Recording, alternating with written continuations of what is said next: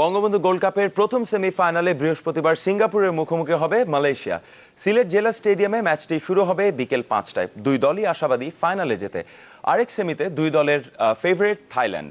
সিলেট থেকে শফি আহমেদের ক্যামেরায় গোলজার আহমেদের রিপোর্ট। বাংলাদেশকে হারিয়ে শুরু মালয়েশিয়া উপাখ্যানের। বঙ্গবন্ধু গোল্ড কাপের আলোচিত দল তারা। শুধু স্বাগতিকদের হারানোই নয়, শ্রীলঙ্কাকেও 2 গোল দিয়ে নিজেদের জাল সুরক্ষিত রেখেছে মালয়েশিয়া। ঠিক বিপরীত গতিতে শেষ 4-এ জায়গা পেয়েছে সিঙ্গাপুর। 1 ড্রয়ে 1 পয়েন্ট নিয়ে শেষ 4-এ জায়গা করে নেয় দলটি। প্রতিবেশী দুদেশ মুখোমুখি সেমিফাইনালে। র্যাঙ্কিংয়েও প্রায় কাছাকাছি শক্তির দেশ দুটি। 154তে মালয়েশিয়া আর 3 ধাপ নিচে সিঙ্গাপুর। ফাইনাল স্বপ্ন দেখছেন দু coach. Singapore is familiar with our game also.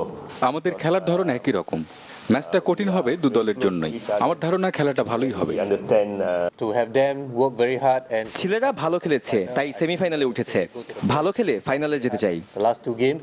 অধিনায়কদের ভাবনাতেও নিজ দল।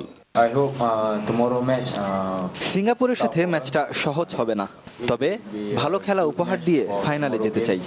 because it's our neighbor. প্রতিবেশী দেশের সাথে খেলা চিরপ্রতিদ্বন্দ্বী, আমাদের মাঠে সেরাটা দিতে চাই। Malaysia and proceed to the final. এই ম্যাচ দিয়ে শেষ হবে বঙ্গবন্ধু গোল্ড কাপের সিলেট পর্ব।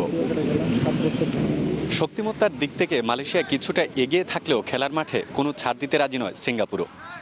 আর তাই সেমিফাইনালে দুদলই ভালো খেলে পৌঁছাতে চায় ফাইনালে, এবং ফাইনালে প্রতিপক্ষ হিসেবে তাদের পছন্দ স্বাগতিক বাংলাদেশকে।